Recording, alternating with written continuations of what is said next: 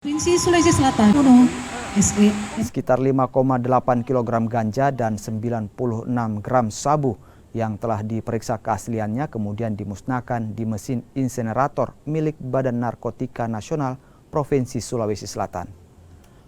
Barang bukti narkotika ini merupakan hasil pengungkapan yang dilakukan BNN Sulawesi Selatan bersama Kanwil DJBC Subaksel dan juga pihak kepolisian sejak bulan Juni hingga Agustus 2022.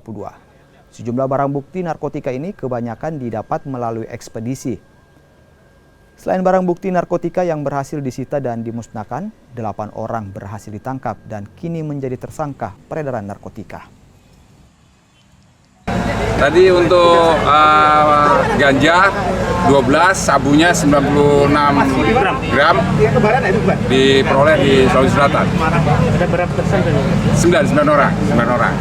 Tapi ini melalui ekspedisi semua ini dapatnya. Ya. Beda-beda jaringan. Tapi yang pasti ini memang jaringan dari Jakarta yang dia masuk ke sini. Ini pengungkapan kapan ini? Satunya sebulan yang lalu, yang ini kemarin, ini 3 hari yang lalu. Kalau ini yang lain ini pengusahaan, ini yang baru, yang kita rilis yang baru, yang baru 2 aja. Ya, jadi ini yang 2.